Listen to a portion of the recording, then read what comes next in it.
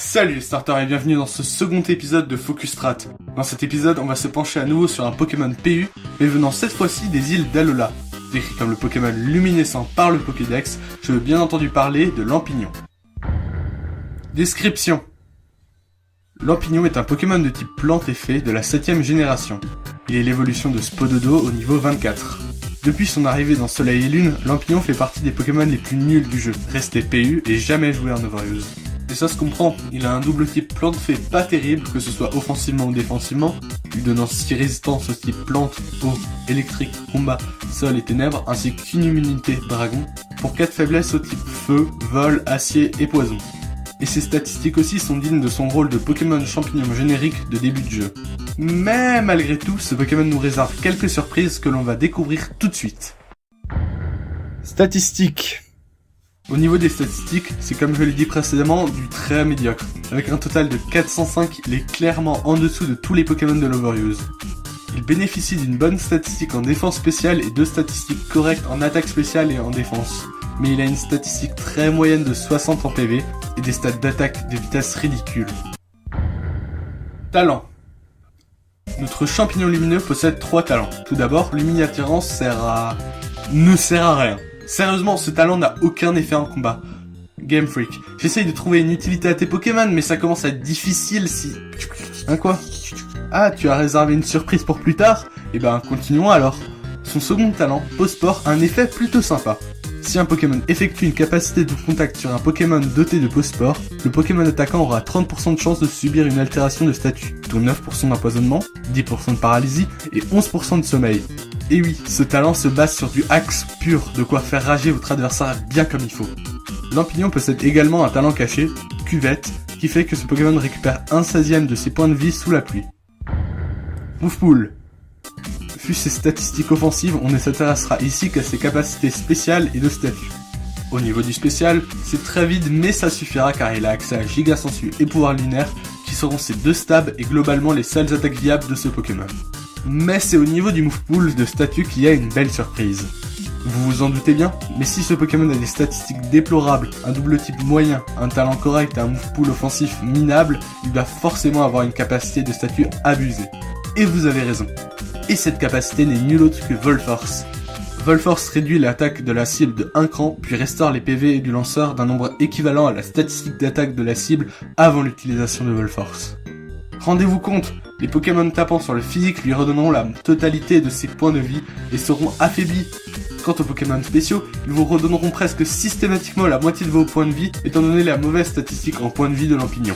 Mais ce n'est pas fini, il a accès à d'excellentes capacités de statut telles que Vampigraine, Toxique, Cage Éclair ou Sport. Pourquoi jouer Lampignon? Bon, vous vous en doutez, la seule raison de jouer Lampignon est son attaque signature, Volforce. En plus, j'adore la capacité qu'a ce Pokémon à faire rager son adversaire. Avec Volforce et Pospore, Lampignon est capable d'handicaper les Pokémon tapants au contact, ce qui permet d'en faire un mur physique. Bon, clairement c'est un set très gimmick, mais je trouve qu'il garde une niche par rapport à Boule de Nœud grâce à son double type, son talent trollesque et son accès à sport. Et puis bon, c'est le principe de l'émission, non? Set jouable. Pour le set de défenseur physique, on maximisera les points de vie et la défense afin de pouvoir prendre les coups au mieux. On prendra également la nature assurée qui augmente la défense et qui baisse l'attaque. On enlèvera aussi les IV en attaque. On prendra son meilleur et seul talent viable, Pospore. Comme objet, on prendra soit le casque brut pour infliger des dégâts supplémentaires aux Pokémon utilisant des capacités de contact, soit les restes qui lui permettent un soin passif à chaque tour. Bon, au niveau des capacités, on prendra évidemment Volforce qui est un peu le seul intérêt de ce Pokémon. En seconde capacité, on prendra Pouvoir Lunaire, son stab fait puissant qui lui permettra de vaincre les Pokémon de type Coma, Ténèbres et Dragon. Plusieurs capacités peuvent être utilisables en fonction de ce qu'on veut pouvoir gérer avec Lampignon. Tout d'abord, le Sport, qui est une capacité à 100% de précision et qui endort le Pokémon adverse sauf s'il est de type plante ou qu'il possède le talent Envelocap. Cette capacité est néanmoins limitée par la Sleep Clause qui limite à 1 le nombre de Pokémon adversaires endormis. Vampigraine permettra de détruire à petit feu les Pokémon adverses tout en regagnant des points de vie et peut également servir de soin passif pour les autres Pokémon de votre team. Giga Sensu permettra de toucher super efficacement les Pokémon de type roche, sol et eau, notamment Lagron et sa méga évolution et Tritosaur. Enfin, Toxic permettra de baisser drastiquement le staying power des Pokémon adverses pour le reste de la partie.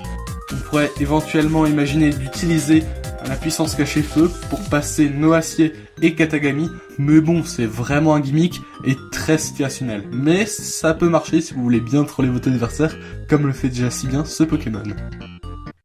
Faiblesse. Bon, sa première faiblesse vient déjà de son double type plante-effet, qui le rend vulnérable à un grand nombre de types. Déjà, il succombera à coup sûr à chaque attaque poison, y a pas de débat, vu son double type et ses statistiques vraiment faibles, c'est mort, vous mourrez à chaque coup poison porté à ce Pokémon. Et ses statistiques le rendent vulnérable à ses autres faiblesses. N'espérez pas pouvoir prendre un retour de Mega Scarabrute, vous ferez largement au HKO. Par contre, de cette manière, vous pouvez le paralyser, l'empoisonner ou même l'endormir grâce à Sposport, et c'est là que ce Pokémon prend tout son intérêt. Sa deuxième faiblesse provient de Volforce. Certes, la majorité des Pokémon offensifs, physico-spéciaux ont une attaque naturellement haute qui permet donc à Volforce de bien fonctionner, mais les Pokémon défensifs, eux, comme par exemple le Vénard, auront généralement de basses statistiques d'attaque. De plus, ils peuvent prendre facilement les coups de Lampignon et se soigner, puis faire tout ce qu'ils veulent, comme l'empoisonner, poser ou enlever les entrées hasard ou encore se booster.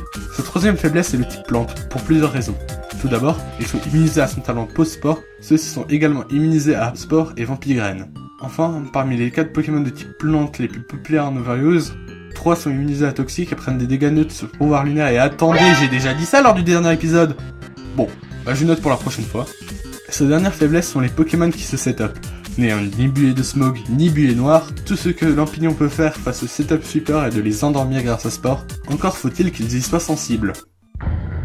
Partenaire. Le meilleur partenaire pour Lampignon est sans contestation Heatran. Heatran couvre les faiblesses de Lampignon et Lampignon scelle Heatran, ce qui en fait un excellent corps défensif. De plus, Heatran pourra facilement éliminer les Pokémon de type acier et vaincre les Stallers grâce à son set de Stallbreaker. Enfin, Heatran pourra placer les pièges de roc. Tentacruel n'est pas mal non plus. Les types eau poison et plante fée se complètent franchement bien. Il peut facilement venir sur les coups spéciaux grâce à sa haute statistique en défense spéciale. Tentacruel peut se débarrasser des Entry Hazard grâce à Tour Rapide et peut enlever les boosts grâce à Buée Noire. On peut aussi utiliser Toxapex qui a le même double type et un bulk spécial plus ou moins équivalent, ainsi que l'accès à Buée Noire, mais bon, on est dans Focus Strat, alors j'essaye de mettre en avant les Pokémon originaux. Un dernier Pokémon pouvant être cool en tant que partenaire à Lampignon est Pyrotechnique. Celui-ci peut éliminer les Pokémon de type acier et glace et faire de gros dégâts à peu près tout le monde grâce à Balombre, mais il peut aussi gêner les Stallers avec Tour Magique s'il est joué avec un objet choix. Conclusion. Il est clair que Lampignon mérite sa place de PU car il est surpassé par beaucoup d'autres Pokémon, je pense notamment à Boule de Nœud. Mais il ne lui manque que quelques statistiques en PV et défense pour le rendre excellent. Mais il garde une niche minuscule en Overuse grâce à son double type, Volforce, et son talon qui font de lui un véritable troll, le Pokémon parfait pour pouvoir rager votre adversaire. Mais là, vous voyez, je suis un peu embarrassé, parce que je me rends compte que j'ai choisi pour les 2 premières éditions de Focus Strat non seulement des Pokémon défensifs, mais aussi des Pokémon faibles type plante. Du coup, ce que je vais faire pour la prochaine fois, c'est choisir un Pokémon qui non seulement est un Pokémon offensif, du moins plus que Tritosor et Lampignon, mais aussi qui contre à la perfection les Pokémon de type plante. Et voilà, ce deuxième épisode est à présent terminé, j'espère qu'il vous aura plu. N'hésitez pas à me proposer des Pokémon pour les éditions futures de Focus Strat. Bon, ça, ils passeront pas la prochaine fois puisque j'ai déjà choisi mes Pokémon pour l'édition 3, mais pourquoi pas pour l'édition 4. N'hésitez pas à liker et partager la vidéo, ça me ferait énormément plaisir. N'hésitez pas non plus à rejoindre le Discord dont les liens sont en description. Et à suivre le tuteur, même si je suis un peu moins actif sur Twitter que sur Discord. Sur ce, je vous dis à plus les starters.